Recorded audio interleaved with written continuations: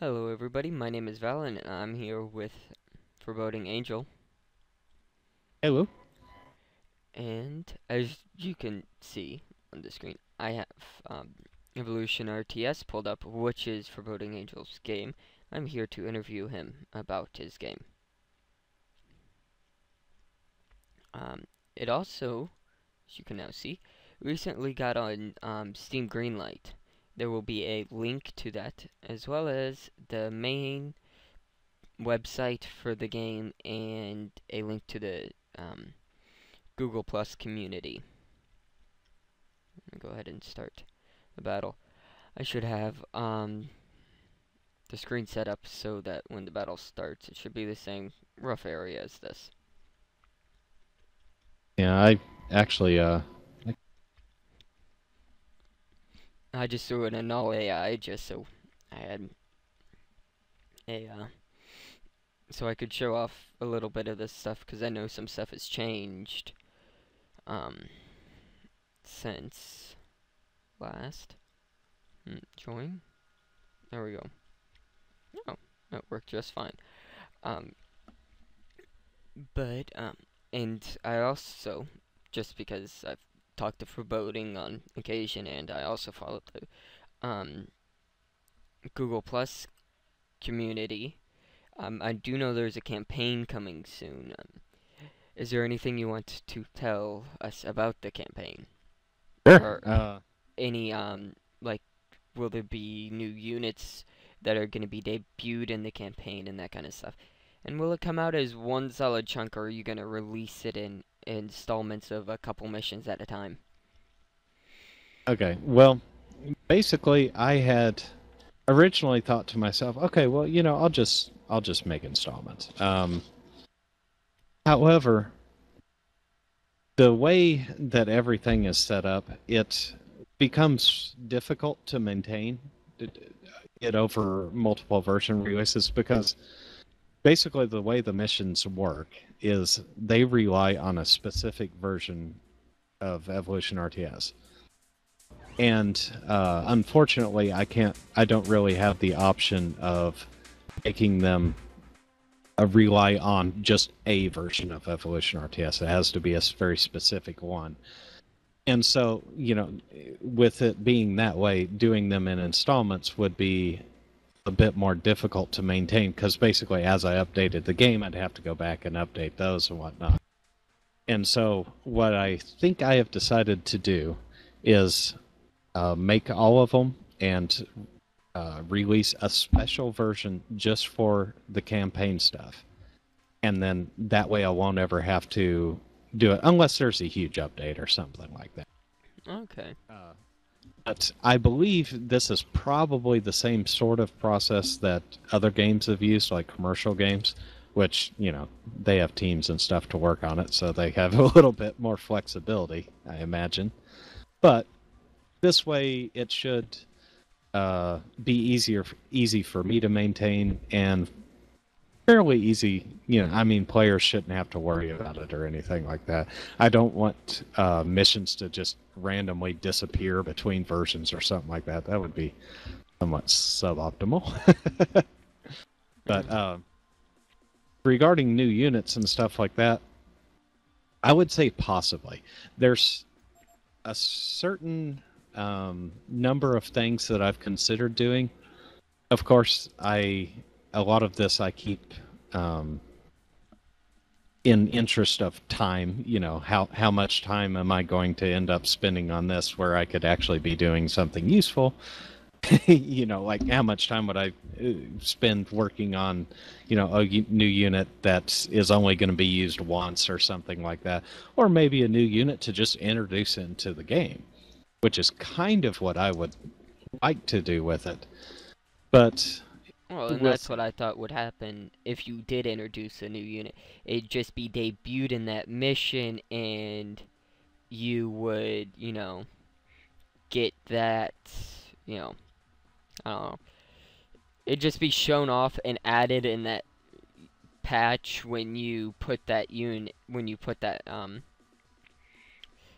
mission in. And that's what I was thinking about for the installments, was when you know, did an installment of a mission, it would also be kind of like an update. Yeah. Ideally, yes. Like I said, for the previous reasons mentioned, it's a little bit more difficult than that, which stinks. But honestly, the largest, I suppose, the hardest thing about doing the campaign is honestly coming up with a story, which you know, you know as well as I do because you helped me out with some of it. Yeah. Actually, a lot of it as far as some of the back stuff goes.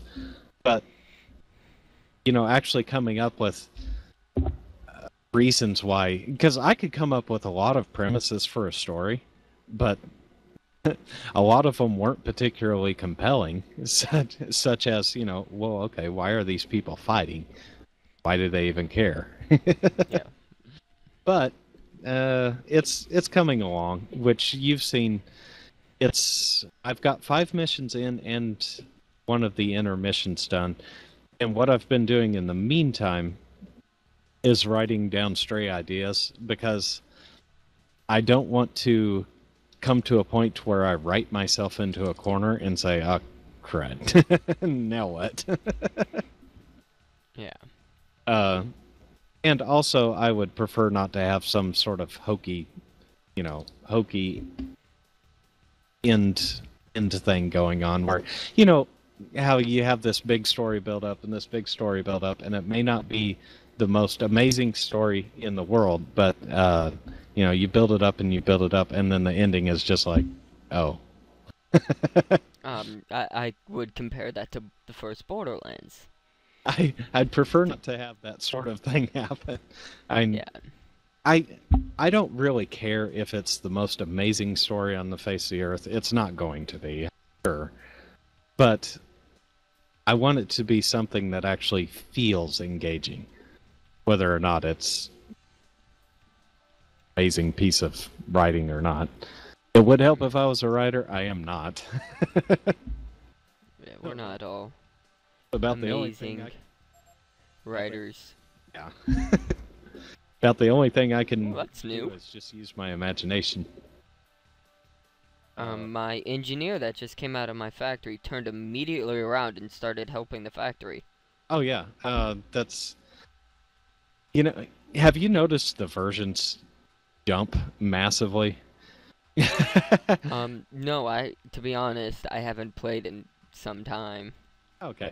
Well, basically, what happens is I'll release a version, get a whole bunch of people together to play it, and find a bunch of bugs. And so while we're doing that, I'll release versions over and over and over and over. And in one night, we might go up 4 or 5, point version numbers, which is kind of what happened. I've released version 5, and so we had a whole bunch of people playing it. And kept finding, little thing here, little thing there, and I was like, oh, crud, gotta fix it. And so, in between these games, I'm fixing it, and then we're rehosting the game, because it updates like that. And so, yeah, it jumped in one night. We went from 5.0 to 5.6, which a lot of developers get real, I don't know, I suppose uptight about their versioning system or whatnot. That the way I look at it is just an increase. As long as the next ones are higher than what was before it, I don't put a whole lot of stock into Yeah. the versioning stuff. But yeah, and so a lot of it was, little additions of things like that. And every time I release a new version, well, most of the time it's something that I consider to be fairly important to gameplay. Mm-hmm. And so I'm like, oh man, everybody has to have this version right now. Well, kind of the way I feel about my new builder animations, even though that is absolutely not important at all, but it does look really neat. Please elaborate on the builder animations. I've just been seeing the ones that I'm used to. Yeah, well, okay, basically the current ones that are there, it fires off one particle per second. I mean, it's just one little flame-looking thing that, I mean, it comes out and it kind of expands itself. Woohoo. Yeah. But there's a problem with that because it's more or less pointed. It doesn't make sense if the builders don't point at what they're building. Which, okay, so that means that basically a builder moves to a location and then the script has to turn the unit towards that, so it kind of delays it a little bit. Mm-hmm. A big part of me has always disliked that because, basically when I want something built, I want it to start right now, especially if it's within range. I don't want to give the order, then wait for the guy to turn, and then for him to start building. It's a little simple thing, but it kind of matters. I mean, especially if you're just dealing with casual gameplay or whatnot like that, okay, yeah, it doesn't really matter. But if you get a couple people who are playing competitively, maybe they're playing a 1 versus 1 or something like that on the ladder, then something like that can make a big difference. Oh wow, that was cool. I just zoomed up and watched my hover builder build that turret, and that was actually kind of cool. He turned, he built it, and this little blue thing emitted out of the center. Yeah. And so what I wanted to do with this new build animation is I wanted to make something that looked cool but didn't require that the builder turn to face the object that it's building. Because what if you have a whole grid of things building? You select a builder and queue up a whole bunch of stuff all within its range. There's no reason for it to build something, screw around and turn around and all this other stuff, and then build the next thing. I want it to snap it over and over. And I think I achieved it pretty well. One of the reasons this was prompted was because of the new classic RTS mode that I added to the game, which I don't know if you even know about that. No, I actually don't. It's a complete gameplay change, basically, which is really neat, and it only does 2 small little things. You know how all the units have a certain metal cost, and everything builds really quickly. Right now, everything builds within 2.5 seconds. Yeah, as long as you have the materials to build it. But in classic One of the RTS big mode, reasons I like this game is there's no silly build rules like that.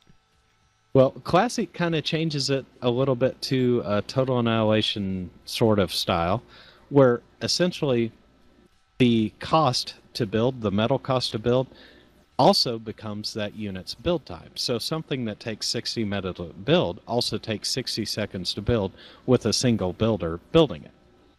So, of course, that changes the gameplay in the fact that you want multiple engineers working on one project so you can complete it quickly. But for people who really like that style of gameplay, it just kind of adds it. You just flip a switch and you're in one mode or the other. It's really cool. And I have trees disappearing on me for no reason. whenever you get lower on resources, the workers will automatically reclaim any map feature nearby to try to get your resources up. Like, Really? for example, if you put an engineer or a group of engineers in a tree, then go fight a battle and your energy starts going nuts, well, they'll start reclaiming that stuff all over the place. But it's kind of neat because it's only 10 energy that you get from trees and junk like that. But it helps. I mean, especially if you go into battle and just run dry, it's... That's another thing I like about this game is it adds that extra energy element to the fighting. Yeah, sometimes I get some mixed opinions on that, but honestly, I like casual games when it comes right down to it. I'm a casual gamer myself. Yeah, I can be competitive at certain games. Like, for example, Guild Wars 1, for quite some time, I was extremely competitive in the PvP scene. Also very good. But the thing is that I'm a casual gamer. I've got a life. I've got stuff to do. And so I wanted a game an RTS game, which I love the genre, I wanted an RTS game that people could just come and play. They didn't need to know everything. Uh, and, they could just have fun, which, you know, that, I mean, the game takes care of a lot of things for you. Like, Yeah. for example, I mean, you have engineers sitting around. Okay, well, they'll do something, Hmm. without you telling them, as opposed to other That's games that put it on a tab and you got to click the tab and then you got to tell them yeah, to do that's something. nice. An idle engineer will automatically find something productive to do, which Yeah. is nice. Yeah, I mean, they won't go, you know, too hugely far out of their way. Like, it's not like they'll traverse the map looking for something to do. But if there's Yeah. something within distance of them, they'll go, they'll go take care of it. Feature you might want to look into is adding the ability for some engineers to automatically build metal plants when you're low at a like you know how units have the sight range. Like if there's a metal node in their sight range and you have no metal, Actually, really interesting. Yeah. it will build you a metal extractor. And for those of you at home watching, you notice I put two radar towers down. Put this one here and then the one on the higher ground. Radar is affected, by terrain. Even though I'm fighting against a null AI, which will just sit there. I did that so I could talk and not really have to concentrate on the game. But I'm giving the resemblance that I'm actually fighting against something. Yeah. Yeah, like you said, I mean, the radar, line of sight, all that stuff is affected by terrain, which you would think wouldn't be that big of a deal, but it kind of Yeah. is. Yeah. A lot of games you just build a facility and you get line of sight. Oh, Hmm. okay. Um, And they don't provide line of sight, as you guys can look at my mini map and you can see this greenish area in the mini map. Then you see the darker area. Greenish area is where my radar towers can see, and then there's the lighter green area, which I have direct line of sight on. I'm gonna turn the music off. yeah, actually, yeah, I'm a spectator, so I had the fog of war turned off. I forgot that see, this is fairly new, which you know this. But um having the fog of war turned on by default is fairly new. Was my idea. Yeah. I'm Well, pretty sure I mentioned that in, well, we were talking because it adds. And when I first played, if you go back and watch the video, um you can you guys you see I mess with the fog of war options because I was used to it not being on by default. I mean, if you turn it off, it changes. The map looks a lot different, but then you don't know where you can see. I mean, you can have it off and you can play with it off. And for a while when I was first playing, I didn't even know it existed. But are you receiving power from? Oh, cool. I built those 4 nuclear power reactors in the right spot that all my current facilities get power from them, which was a fairly intelligent move on my part. actually, I mean, this isn't that huge of a feature, but something that changes is if you turn fog of war on as a spectator, which by default it's off if you're spectating. Kind of makes sense. But if Yeah. you turn it on, if you select one player's units, the fog of war will change to their perspective and stuff like that. That's actually Wh- nice. by the way, I'm not sure if you noticed, Valen, but there's day and night cycles now. Really? No, I Yeah. didn't. It's now on certain maps. It just kind of depends on how the map has the sun rotation set up. But Yeah. like if you look at some of the terrain shadows and stuff like that, you'll notice that they're moving. Or if you zoom in on unit shadows, you'll notice they're moving just a little bit. And it rotates like every, I don't know, it's like every 5 or 10 minutes, something like that. Uh, I do notice on some maps, I'll be Oh yeah, I playing noticed that. Yeah. and it'll get really dark, and I'll be like, "Oh man, I can't see anything." But Oh yeah, yeah. That'd actually be a cool thing to mess around with the campaign in, is to set some of the worlds with a really, funky day-night cycle. yeah, I've looked into it, which um, there's some stuff I want to do with that. Like for example, it'd be neat if units would turn on like headlights or something like that. Which actually, Mm. there's a widget that already implements unit headlights and stuff like that. But it's not timed with the map's rotation cycle. Ah. However, that doesn't mean it can't be done. I honestly don't know how, right off the top of my head, but Oh yeah. um, I I'd forget. like How to do I look into rotate that. the camera?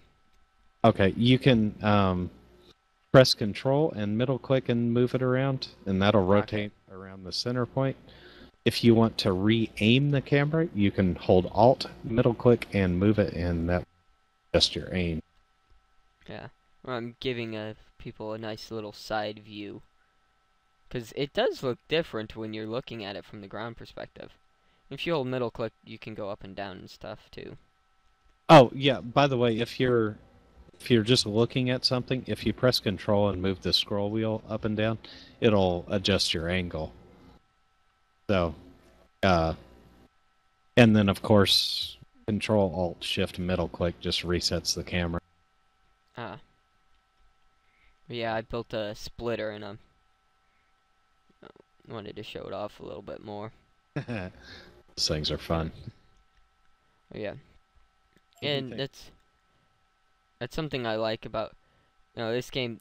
All the units have a specific thing, and you don't need all the buildings to have a good to counter different unit types. All the units have their own. All the different types of units have their own unit types or advantages and whatnots. Yeah. Well, like for example, the uh, the spitter that you have there, it's an amphibious tank, and so it has it's by default stealth to radar. Radar just can't. Um, the all-terrain factory that you have back there, Can those cloak. units, yeah, they can cloak, and they're actually also stealth to radar. However, if you have a radar tower or a scout radar tank around, you'll see the seismic disruptions on the map itself. It Yeah, doesn't because they show up on the walk. mini map, but it does show up on the map. Mm-hmm. And A radar tank. I haven't heard of that. radar radar tank. Oh, those are the like the amphibious buggy tanks, and from the hover, the kite, uh, all terrain. It's called the Okay, the recluse. scout. Okay, so like the scout tanks and stuff will pick up seismic disruptions and whatnots, right? Is that what Yeah, you're trying to say? Okay. yeah, I and one of didn't know the amphibious vehicles were stealth radar. oh yes, oh yeah. Well, how much fun would it be if you couldn't sneak attack underwater? I mean, come on now. Oh, yeah, that's very true. And as you know, that's one of my favorite things is I love building bases under the water. Yeah, there's And not. I did notice the overseer can no longer build stuff underwater. You can't. No, I Uh-oh. was looking at him earlier for the stuff for underwater, and he cannot build any of the underwater economic stuff. Oh, that. Yeah, that is correct. I actually the I only remember when builder these were a lot more expensive. the only builder who can actually build stuff underwater, and this is subject to change, but Hmm. um, currently the only thing that can build underwater stuff is the amphibious builder, the Yep. developer, which Which is why I built him. it kind of makes sense. However, what the overseer commander guy can do is he can make a amphibious lab underwater. which can then produce the developer, and then you can have the overseer help the developer build stuff. So, yeah. Yeah. Um, Something I cannot show off in this video because the other guy isn't producing any units, and I don't think if I destroy my own it will work. But the all when they die, I don't know the command sheet. That's right. Well, I wanted to show off the little nightmares things that the um engineers, when they enter this circle, or no, it's the blue circle, right? Yeah, I think it is. They will automatically produce these little flying units. They don't do much damage, but you know they can. They're a great swarm unit. The only one that can't produce them is the originator, which is the flying constructor. 'Cause that would just be a little overpowered. Yeah, that'd be kind of nuts. And the overseer is the only one that won't produce them, I think, 'cause he will automatically just reclaim the Yeah. energy and metal. Yeah, basically, to I suppose to put that in slightly different terms is whenever units die, they drop an energy core. It's a little kind of orangish thing or whatever. Which actually, by the way, if you build units from these factories and then self-destruct to them, they will drop the energy. Oh, okay. Um, but basically, so whenever a unit dies, it drops an energy core. From that energy core, engineers, the builders built from the factories, Mm-hmm. they will, if they get close, that little purple ring, they get close enough, they will convert energy cores to gunship drones, which is really useful, for harassing or whatnot. Like you said, they don't do hardly any damage, but they are so annoying, especially if you have, let's say, if you get 5 or 10 of them together. I mean, you can work down metal extractors and stuff like that. And the fact of the matter is that you have to deal with it. You can't just let them sit there plug away at it, because they'll kill it, and then they'll go to something else that you care more about. Exactly, and that's why they're so entertaining to use. Is because they're just a nuisance, and they really are.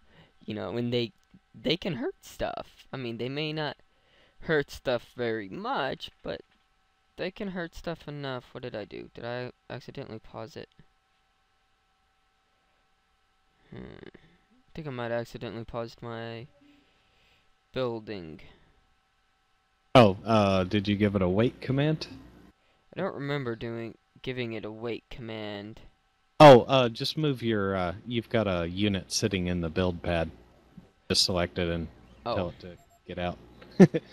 Okay, it didn't want to go to my little waypoint I gave it. There, now they go. There was... No, that's not what I want you to do. Just want you to move over here, and then you should automatically help the factory. And it's also worth noting that the Overseer and the Orb is a field medic. They've got a huge area heal. But the Overseer and the Orb, they will automatically reclaim energy cores for what energy. I believe. Is it 5 metal, 5 energy? I believe. I think so. Per energy core, which doesn't sound like a whole lot. Right up until the point where you have 100 units duking it out and you're stuck with like 75 energy cores sitting out there. All of a sudden, that matters. Yeah. That becomes a huge part of the gameplay, because if you make a big push and you lose, you just donated a lot of resources to the enemy, or you just donated a lot of drones that are then going to come and annoy the living crap out of you. Exactly. Oh, and here's to show everybody the cloaking ability, which I didn't remember. Yeah, that does cost energy, and my little drone guys are picking up energy as I need it. Yeah, basically it's making the unit AI say, "Oh no, oh no." Yeah. I do not remember the Destruct command for units. Select them and press Control D.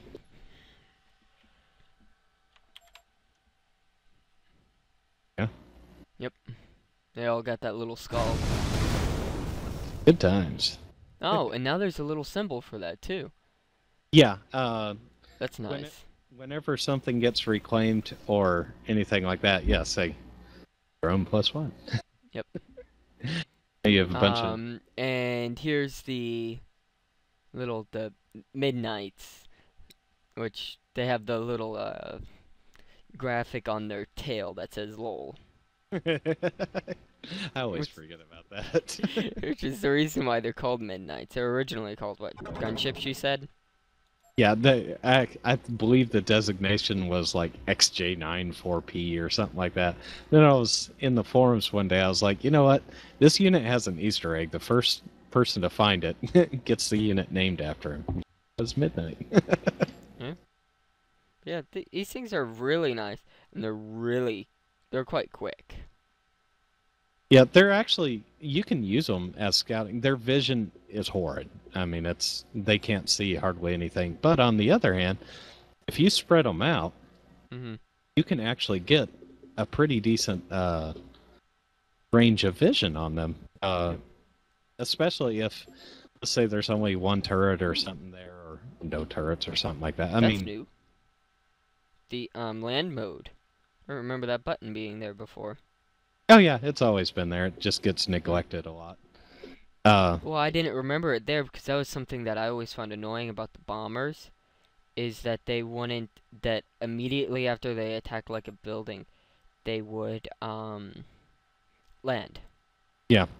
Well, basically, they finish their order and then, well, okay, let's say you bomb a building or whatever and they kill it. Well, I was having that when they didn't kill it.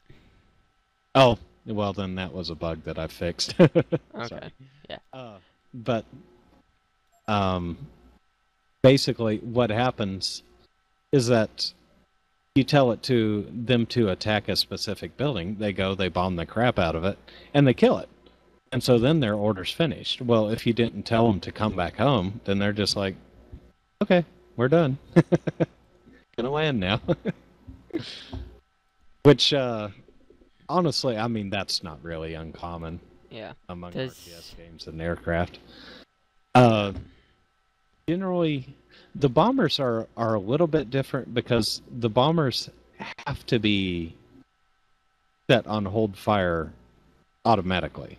Otherwise, they'll just attack everything they come across, which you could imagine would be a little frustrating if, for example, you had them on an attack run and they said, oh, hey, there's something there. Yeah. Yeah. Then they get there and their bombs aren't reloaded yet.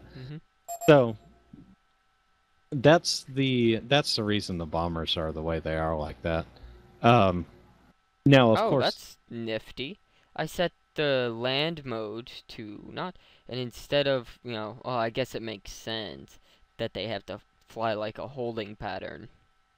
Yeah. But that's kind of cool. Didn't know about that. But something I was gonna ask. Fuel level. They don't actually run on fuel. Now I could implement it, but honestly, the way Thought I built one of those. The way the game's kind of balanced or whatever, it's not really necessary. It does add a neat little bit of complexity, but on the other hand, it can also be a bit of a noob trap. Yeah. The way it's set up in the engine is actually pretty intelligent, where essentially, let's say bombers, they'll have a certain amount of fuel or a certain amount of ammo. And then they go and they expend it. And then the engine will take over that unit and force it to go back to wherever they can cool. That's hard. That was part of the first Supreme Commander game. Yeah. The only problem is that if you don't have some sort of automatic refueling thing, which you can set up, but if you don't have a refueling pad, then they won't, and you won't be able to control them and stuff like that. It's kind of funky the way that's set up. But on the other Yeah. hand, I mean, it's easy to mitigate. Hmm. But it just wasn't uh, theatrical enough, I guess. Yeah. Because, let's say you get 10 Does bombers in the the game. Air Scout, the Air Scout doesn't do the whole seismic thing. No, no. Does it have a better radar range? Yes, if you select it and look, it has to be flying. Yeah, I noticed that while it was flying, it had a little circle on my mini map. Yeah, the radar, and it's also got sonar too. But the radar does not work if it's landed. So Um, the land mode is actually really good for this because then you can just have it stay at a certain area and it will automatically fly a holding pattern and or a patrol for you, yeah. which is kind Um, of nice. yeah, and honestly, really, the Air Scouts are meant to be expendable. Oh Just yeah. kind of, just kind of make one, and because they have a huge range of vision, and they have huge radar range, huge sonar range. So I mean, you're going to see something coming. Which Mhm. the way sonar works in this game is it's not like radar dots. A sonar basically gives you vision underwater. So, for example, if you're flying over a patch of water and there's a bunch of units underneath, a bunch of amphibious units, you will actually get vision on them if you have Hmm. sonar range. So yeah, Okay. it works a bit differently in that, but uh, it does make things a little bit easier from a logistic standpoint, and even Yeah. from a playing standpoint. Um, because if it's you end up with a lot of things to deal with, and honestly, I want the game to be as easy. Yeah, as simple and easy to pick up as possible. Yeah. Let's see. I really don't know if I have any other questions. You really already went over the main reason why you made the game, which was to put a easy to obtain and a free, casual RTS game. Yeah, and well, plus I wanted to see if that was part of it too. Yeah. I wanted to see if I could actually make it happen, which it's worth noting that I mean this game isn't all me. I've had so much help from other developers in the past. I mean, it's not like I have somebody. It's not like I have a staff or anything like that. But basically, when I get stuck, here's me running to everybody else saying, "Help me, help me," Yeah. and so I've had a lot of people give me a lot of help over time and stuff like that. Um, One guy in particular, Moss, he had a project which was actually Gundam um, in this engine or whatnot. It was really nice, but he shut it down some time ago, sadly. Mm. But yeah, he has helped me out quite a bit, and yeah, I mean, so it's while yes, it is a one-man effort. Uh, it's not like uh, if I can't find the answer, well then, too bad. Yeah. Because usually I can always go running to somebody else begging for help. So Oh yeah. I mean, and you also have a job that you can't always work on it or don't always have the time, and that's where I've helped out. Is I've helped with some of the more menial type stuff that just takes time. well, just even the theoretical stuff that you have to Yeah. like, for example, you helped with getting some of the mission premise going, and Mhm. also the planets and stuff like that. I mean, it doesn't seem like a big deal, but it kind of is because Yeah, you if you don't need, have the planets, then you don't have a mission yeah, or a and then map. well, yeah, and that's another thing I wanted to do for the missions. I wanted to have a separate map, or at least I wanted to have a group of maps used specifically for missions. That doesn't mean that I won't use any of the normal playing maps for them, but I wanted to have a specific set of maps that were only used for the mission that you don't Mhm. normally see. Yeah. Why? Just because it's kind of neat. Yeah. Makes But the missions different. yeah, but that said, I mean, it does make things it does make things take a little longer because then I have to develop the map or whatnot. But it's worth it, you know, because I mean, just that kind of I can't do cinematics and stuff like that. I mean, it would be awesome if I could, but just can't. I mean, there's no real way possible unless all of a sudden some studio contacted me with a bunch of money and said, "Hey, let's do this." I'd be like, "All right, let's do it." Yeah. But yeah, yeah. So cinematics are more or less out. In-game cinematics may not be. Uh, they may actually be doable. There was some new functionality added to the editor that I use for making these missions, and Oh, so that's good. yeah, so some in-game cinematics, and I can even control the camera and stuff. Which, you know, if you're used to commercial games, then you know their SDKs and you know all the tools or whatnot. It doesn't seem like a big deal, but it really is. I mean, because those SDKs a lot of times, generally those aren't the programs that the developers use. Generally, those are stuff that they made afterwards and included with it, basically like a for dummies type of thing. Yeah. Whereas they're dealing with straight up code or something. Mhm. So, you know, I mean, this, you know, Evolution RTS, it's an indie free project. The engine, same thing. I mean, it's people donating their spare time to it or whatnot like that. So to have this kind of functionality, pretty sweet.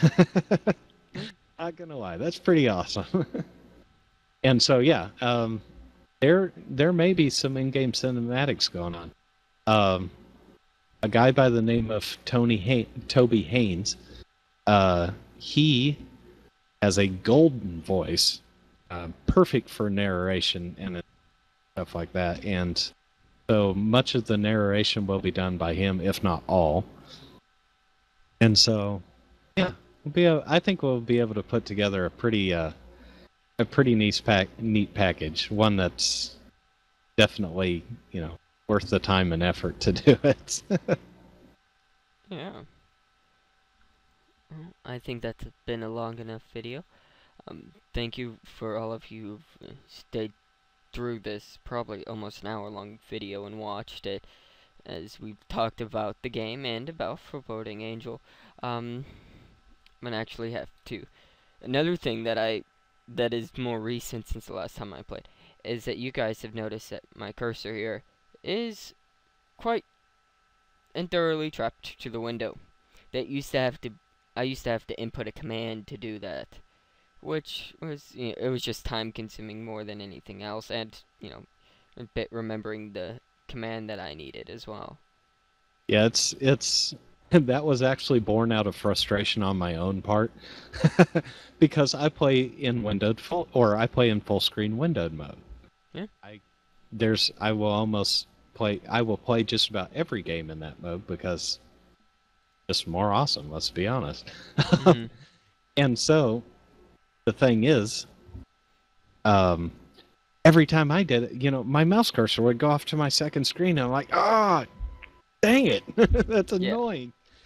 And so, I actually posted on the forums about it. One of the engine developers wrote me a little gadget, which, retrospect, I should have been smart enough to write on my own, but whatever.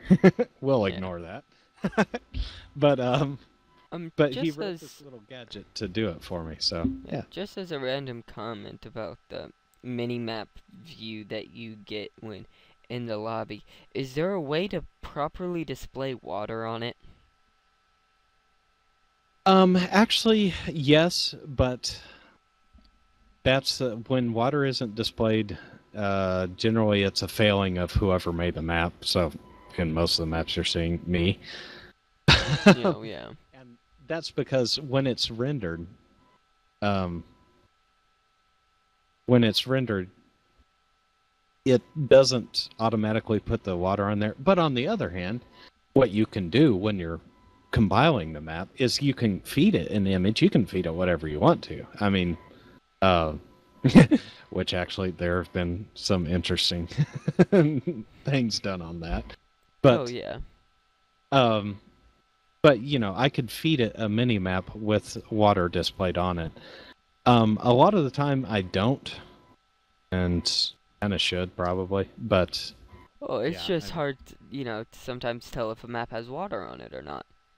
yeah. Well, see, a lot of times when I'm making these, I actually in Photoshop I have the river bottoms or the lake bottoms or whatever. I have them very much discolored and kind of watery colored or a muddy color or something like that, Mhm. resembling the water that's going on top of it. It's usually not a big deal. However, Craggy Creek in particular, I mean, the bottom of it's green. The map's green. Yeah. So, yeah, That that was one's a kind of hard a one to fail on my tell. part. I do know there's another one that I've played that has water on it. It is Division has water on it that you can't tell that there's. I mean, granted, now that I look at it, you can kind of tell because of the green to the sand. But when I first played the map, I didn't know there was water on it. It is worth noting that on that map in particular, um, yeah, I could do it with water on any map thing. However, even, even if I did, it would probably look pretty similar. Of course, on the other hand, I can always change it and make it look however I want to Yeah. do it. But on the other hand, once again, time, and Mhm. also the other thing is that these map files are pretty big. I mean, they're generally about 30 megs, something like that. Yeah. So, in order to re-release or update a map that I've done, it's also necessary to associate it with we call it plasma server. It's necessary to associate it with the plasma server so that the lobbies will automatically be able to find it and download it and stuff. Yeah. So it's a bit of a process. And so if you really screw up on your release, which I've done multiple times, it can be a little bit annoying later on down the road. So yeah, that's Mhm. more or less the long-winded explanation of why I suck. Oh, it's not the fact that you suck. It's sometimes they're just a little harder to read. But like I was saying previously before, we went off. Thank you everybody for watching the video, and I will see you in my next video.